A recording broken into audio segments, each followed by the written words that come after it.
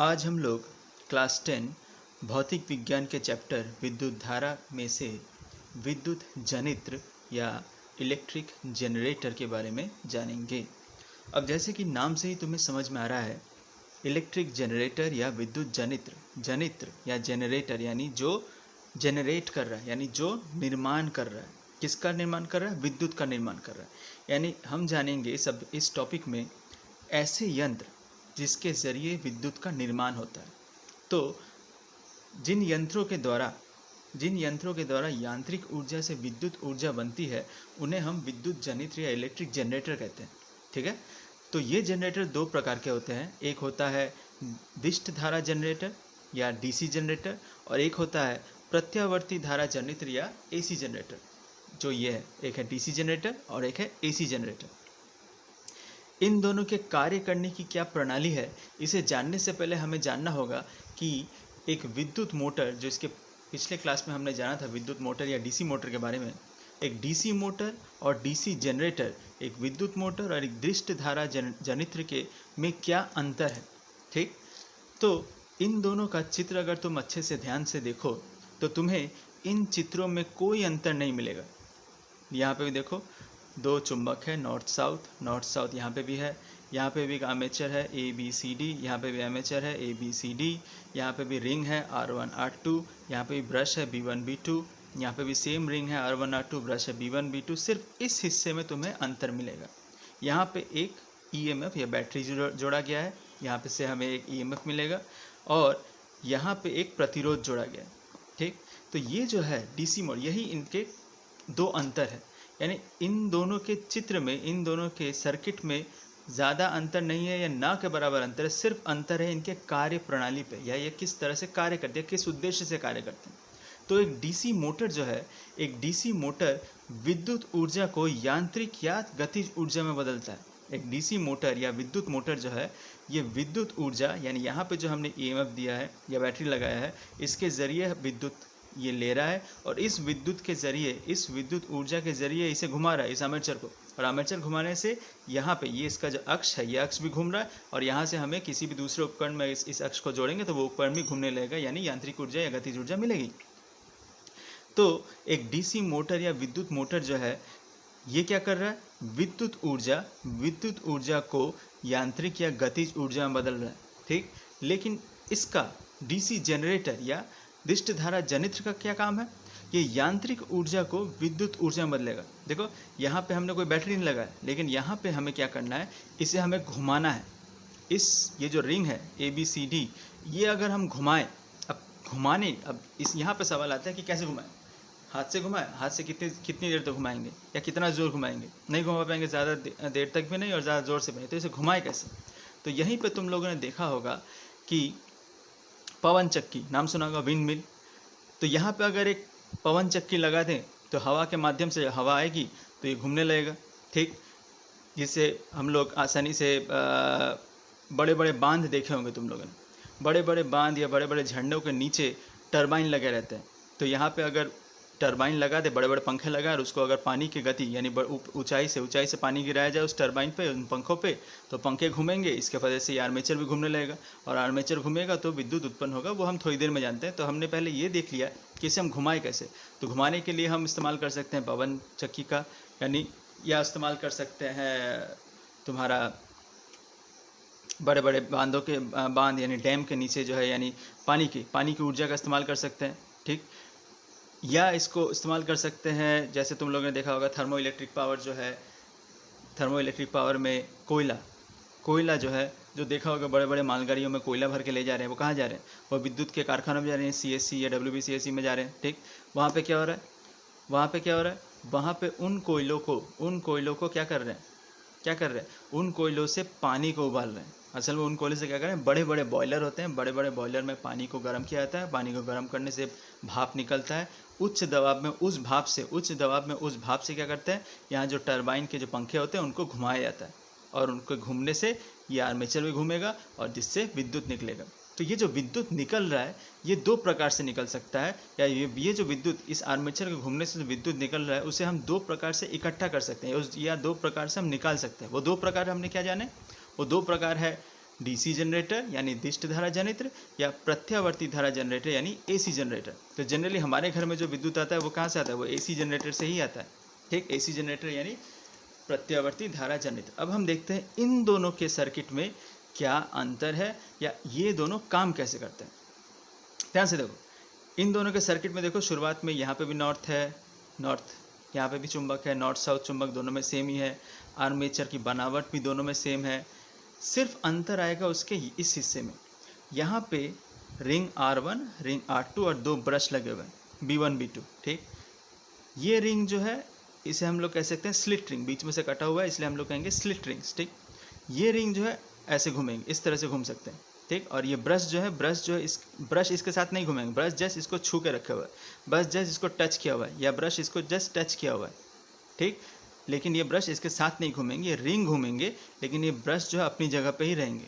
और यहाँ पे क्या है, यहाँ पे सेम वैसे ही आर्मेचर है, लेकिन ये वाला यहाँ पे दो अलग अलग रिंग है, यही इसके बनावट में अंतर है। यहाँ पे दो अलग, यहाँ पे जैसे एक ही रिंग को दो अलग अलग हिस्सों में बांटा गया था, एक ही रिंग था उसको बीच में से काटा गया था, दो अलग अलग हिस्से में थे।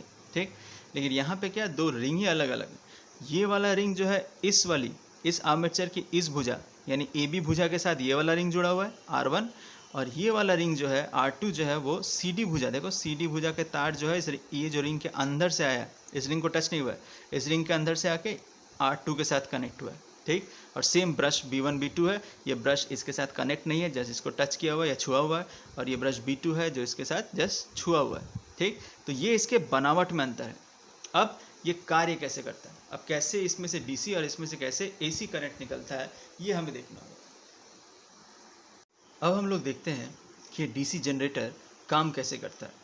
ठीक, अब DC जनरेटर या दिष्ट धारा जनरेटर जो है, ये काम करने से पहले हम ये जान लेते हैं कि DC मोटर ये कैसे काम करता है। ये हम पहले भी जान चुके हैं, एक बार और देख लेते हैं। मैंने तुम लोग के लिए एक मॉडल बनाया है, ध्यान से देखो। ये एक कॉइल है, ठीक, कॉपर का कॉइल है, कॉपर के कॉइल के दो सिरे हैं, दोनों सिरों को एक रिंग के जरिए मैंने बांध दिया। रिंग को देखो मैंने दो भाग में कर दिया है। एक रिंग है, उसका एक काला वाला सिरा एक हिस्सा है और ये सफ़ेद वाला सिरा एक हिस्सा है। ठीक, अब अगर इस कॉइल को हम हिलाएं, घुमाएंगे तो ये अपने अक्ष के बराबर घूमेगा। ठीक, ये जस्ट एक मॉडल है, वर्क मॉडल नहीं है, एक मॉडल है। ठीक, अब इस मोटर पे ध्यान दो, DC मोटर पे ध्यान दो। ठीक, ये हरा वाला जो भाग है ये AB आर्मेचर का AB सिरा मान लो, और ये पिंक वाला जो भाग है आर्मेचर का CD सिरा मान लो। ठीक, अब अगर ये DC मोटर है तो हमें क्या करना होगा, DC मोटर में हमें क्या करना होगा, DC मोटर में मुझे इन दोनों सिरों पे प्लस और माइनस देना होगा। जब प्लस और माइनस, जब यहाँ पे प्लस देंगे और यहाँ पे माइनस देंगे तो करंट क्या होगा, इस भुजा से जाएगा, AB से होते हुए CD से होते हुए वापस आ जाएगा। जब ऐसा होगा तब क्या होगा, यहाँ पे क्या है, दो चुंबक है, यानी चुंबक में अगर ये रखा जाए, करंट अगर इस दिशा में जा रहा है और यहाँ से आ रहा है, तो हमें मालूम है फ्लेमिंग के बाएं हाथ के नियम से हम निकाल सकते हैं ये घूमेगा किस तरफ। ठीक, ध्यान से देखो कैसे, फ्लेमिंग का बाएं हाथ का नियम, चुंबकीय धारा, चुंबक की क्षेत्र क्या है, नॉर्थ से साउथ, यानी चुंबकीय बल की रेखाएं होगी नॉर्थ से साउथ इस तरफ। अगर हम देखें ये वाला सिरा, इस वाले सिरे में करंट देखो कहाँ से आ रहा है, C से D, ऊपर से नीचे की तरफ है करंट। अगर ये है तो ये बल कहाँ लगेगा, ऊपर की तरफ, यानी ये जो सिरा है ये कहाँ, ऊपर की तरफ जाएगा। और इस वाले सिरे पे अगर ध्यान दो, इसमें करंट कहाँ है, इसमें करंट AB है ऊपर की तरफ, इसमें करंट जो है A से B पे जा रहा है, यानी बाएं हाथ को मुझे क्या करना होगा, इस तरफ घुमाना होगा। ठीक, चुंबकीय बल की रेखा अभी भी इस तरफ है, नॉर्थ से साउथ। ठीक, करंट मेरा A से B पे जा रहा है, तो मेरा अंगूठा नीचे की तरफ है, यानी ये घूमेगा इस तरफ। तो हमने देखा ये आर्मेचर जो है इस तरह से घूमेगा। ठीक, इस तरह से इसमें बल लगेगा और ये घूमेगा। अब सेम हम देखते हैं DC मोटर में क्या होगा। DC मोटर में तो हमने देख लिया, अब DC जनरेटर में क्या होगा, ध्यान से देखो। DC जनरेटर में देखो एकदम वैसा ही इसका मॉडल है, वैसा ही इसका सर्किट है, जैसा कि DC मोटर में जो सर्किट था वैसा ही सर्किट DC जनरेटर में भी है। तो इसके कार्य करने में क्या अलग हो जाएगा, क्या अंतर पड़ जाएगा। तो जैसे कि हमने पहले जाना है कि DC जनरेटर में हम जनरेट कर रहे हैं, हम पैदा कर रहे हैं, किसे, करंट को पैदा कर रहे हैं। ठीक, लेकिन यहाँ पे हम क्या कर रहे थे DC मोटर में, यहाँ करंट तो हम पहले से ही सप्लाई कर रहे हैं, करंट भी सप्लाई कर रहे हैं, चुंबकीय बल रेखा भी मौजूद है। यहाँ पे हम बल पैदा कर रहे थे, फोर्स पैदा कर रहे थे, वो गति पैदा कर रहे थे जिससे ये घूम रहा था आर्मेचर। लेकिन यहाँ पे क्या हो रहा है, यहाँ पे हम लोग करंट नहीं पैदा कर, यहाँ पे हम लोग करंट मौजूद नहीं, यहाँ पे करंट हम पैदा कर रहे हैं।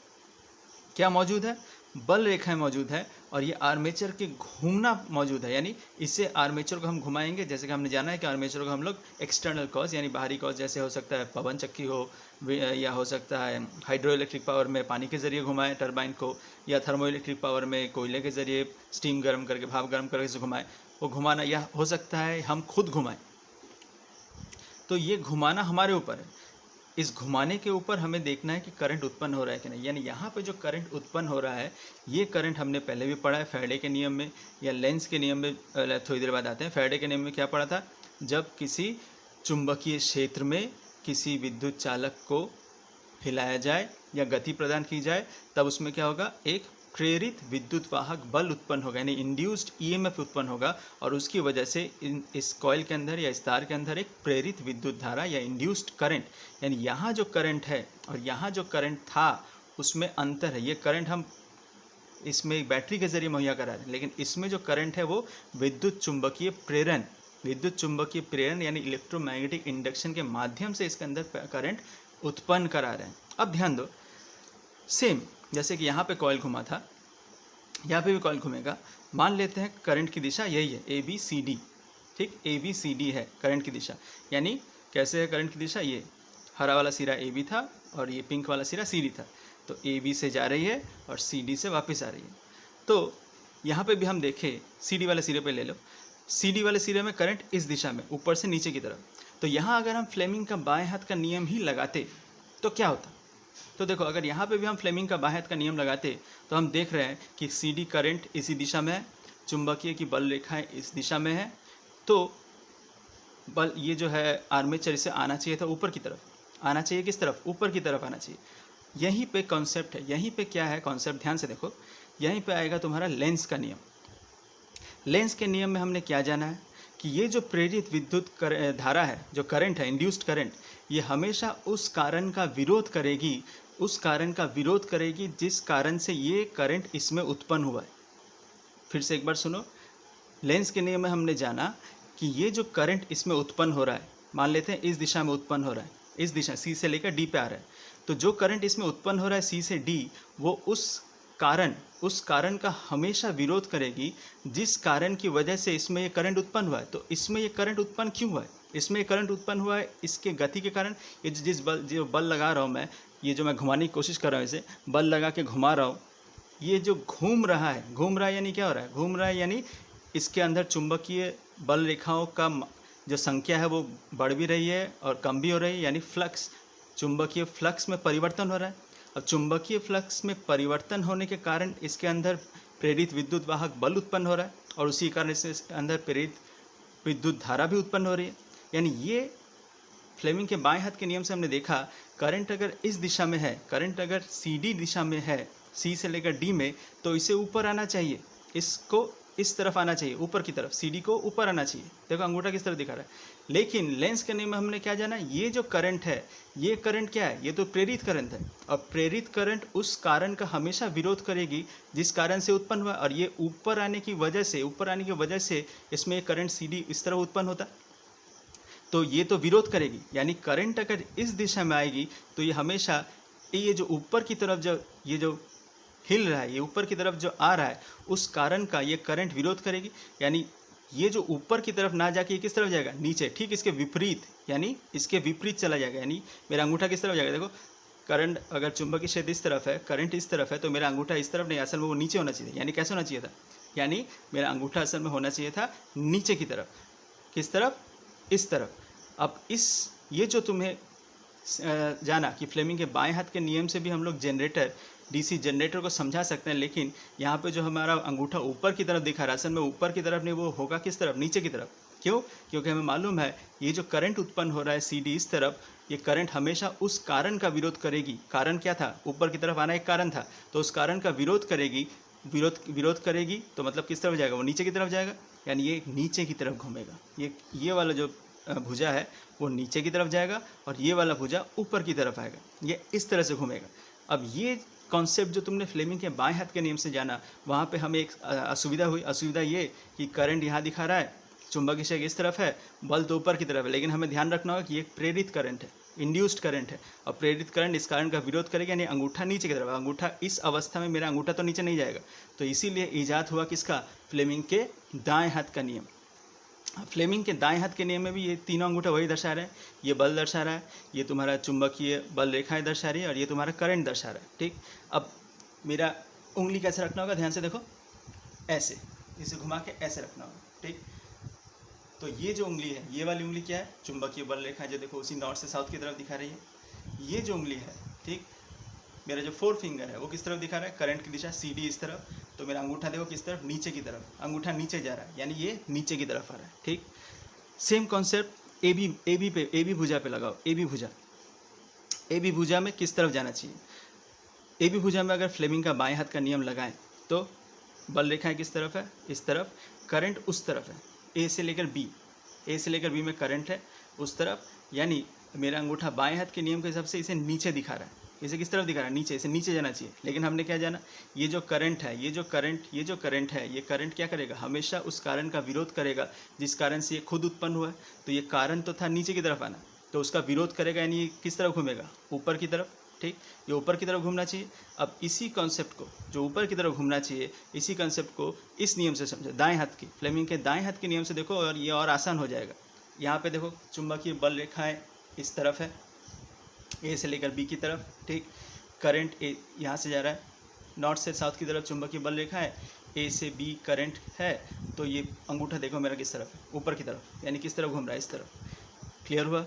तो जो नियम हम फ्लेमिंग के बाएं हाथ के नियम से जितनी आसानी से हम लोग डीसी मोटर को समझा सकते हैं, डीसी जनरेटर या एसी जनरेटर को फ्लेमिंग के बाएं हाथ के नियम से समझाने में हमें थोड़ी दिक्कत आती है कि हमारे अंगूठा जो असल में ऊपर दिखा रहा है वो असल में ऊपर ना होकर ठीक उसका विपरीत होगा, नीचे की तरफ, और अगर नीचे दिखाए तो वो नीचे ना आके ठीक क्या होगा, ऊपर की तरफ होगा, तो वो बाएं हाथ के नियम में असुविधा है। तो इसी असुविधा को दूर करने के लिए फ्लेमिंग के दाएं हाथ का नियम आया है, जो आसानी से हमें दिखा सकता है कि अंगूठा जिस तरफ होगा, इस दाएं हाथ के नियम में अंगूठा जिस तरफ होगा, मेरा आर्मेचर भी उसी तरफ घूमेगा। ठीक, क्लियर हुआ। तो ये अंतर है तुम्हारा इस कॉइल के घूमने का। ठीक है, ये कॉइल किस तरफ घूमेगा, फ्लेमिंग के बाएं हाथ के नियम से हम आसानी से डीसी मोटर को समझा सकते हैं, इसलिए फ्लेमिंग के बाएं हाथ के नियम को हम लोग मोटर नियम भी कहते हैं। और डीसी जनरेटर हो या एसी जनरेटर हो, उसे समझाने के लिए फ्लेमिंग का दाएं हाथ का नियम हम इस्तेमाल करते हैं। हम लोग बाएं हाथ का नियम भी इस्तेमाल कर सकते हैं, लेकिन उससे थोड़ी बहुत असुविधा होती है, इसीलिए दाएं हाथ के नियम से और आसानी से उसे हम समझा सकते हैं। क्लियर हुआ। अब हमने ये तो जान लिया कि ABCD कॉइल में करंट अगर ABCD इस दिशा में है तो हमारा आर्मेचर घूम किस दिशा में रहा है, यानी हमें उसे किस दिशा में घुमाना पड़ेगा ताकि करंट ABCD, A से B, B से C, C से D में आए, तब हमें आर्मेचर को इस तरफ घुमाना पड़ेगा। हम अगर घुमाएंगे तो इसमें प्रेरित धारा करंट जो है इसी तरह से उत्पन्न होगा ABCD में।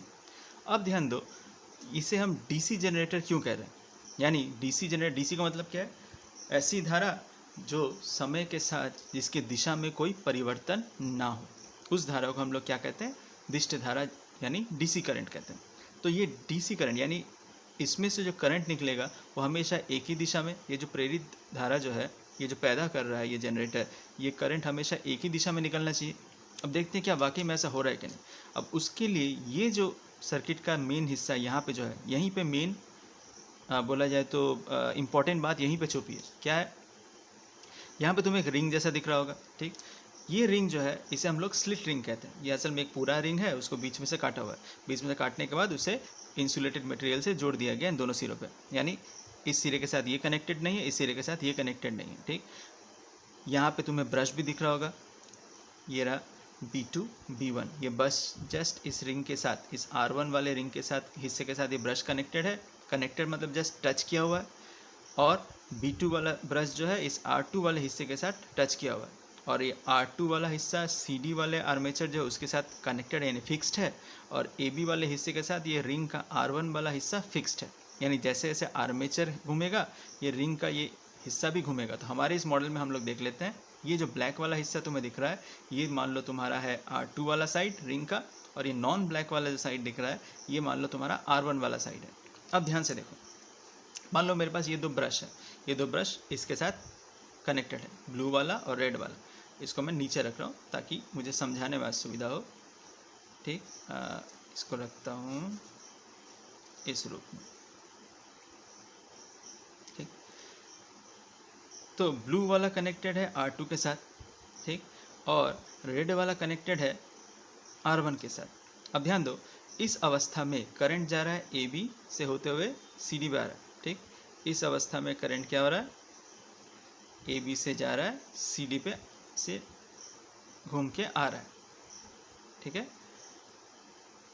अब जब ये घूमेगा तो होगा क्या, इस रिंग के इस वाले हिस्से पे ध्यान देना। जब ये पूरा एक चक्कर लगाएगा, करंट कहाँ से आ रहा है, ग्रीन वाले भाग में AB वाले साइड से गया और CD वाले भाग में आया। जब ये रिंग घूमा, ये घूम के इस अवस्था में आया, देखो, ठीक, पूरा 180 डिग्री घूमा। 180 जब घूम गया तो देखो R2 वाला साइड किस तरफ आ गया, R2 वाला साइड B1 ब्रश के साइड तरफ आ गया, और R1 वाला साइड B2 ब्रश के साइड तरफ आ गया। हुआ क्लियर। तो इस अवस्था में भी करंट जब इस अवस्था में आया तो करंट कैसे जाएगा, ऐसे ही जाएगा। यानी तब ये जो ये CD हिस्से में तब करंट यहाँ से आएगा और AB में यहाँ से आएगा, यानी यहाँ से जा रहा है और यहाँ से आ रहा है। फिर से एक बार घुमा, ये जो घूम के वापस जब आया तब हम देख रहे हैं, क्या देख रहे हैं, वही सेम चीज़ देख रहे हैं।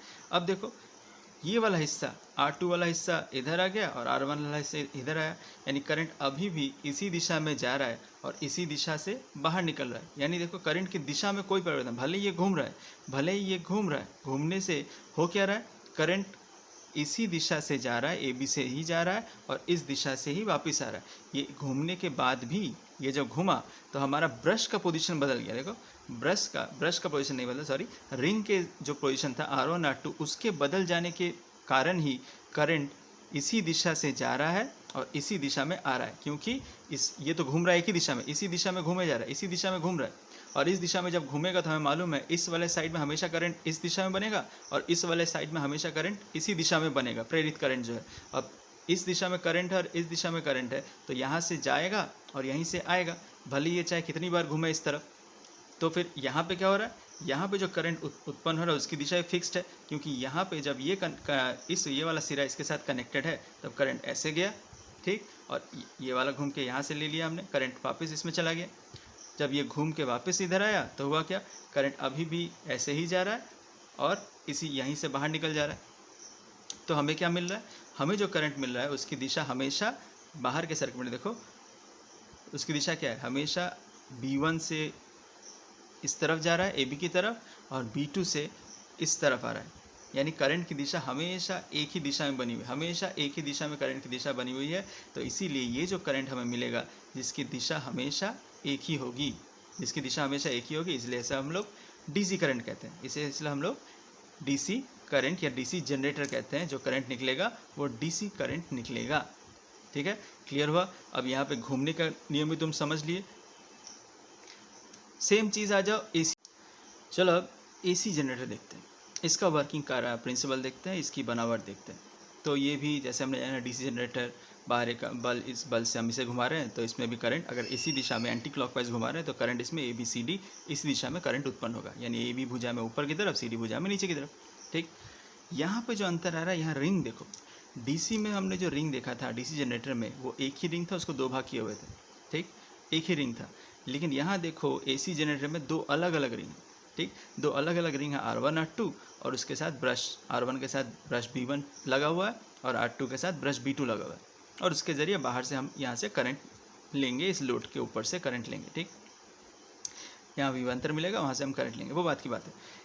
यानी यहाँ पे जो दो रिंग है, इन दो रिंगों में क्या बात है ये हम देखते हैं इस मॉडल के ज़रिए। यहाँ पे देखो मॉडल में मैंने दो रिंग बना दिए, एक ये रहा और एक ये रहा। ये वाला जो रिंग है ये है मेरा R1 वाला रिंग जो इस AB आर्मेचर के साथ कनेक्टेड है, ये रहा। ठीक, और ये वाला जो आर्मेचर है CD इसके साथ कनेक्टेड कौन है, ये वाला, यानी R2 वाला रिंग। ठीक, अब ध्यान दो, मान लेते हैं उदाहरण के लिए मेरे पास वही दो ब्रश है, ये रहा B1 वाला ब्रश इधर और B2 वाला ब्रश इधर।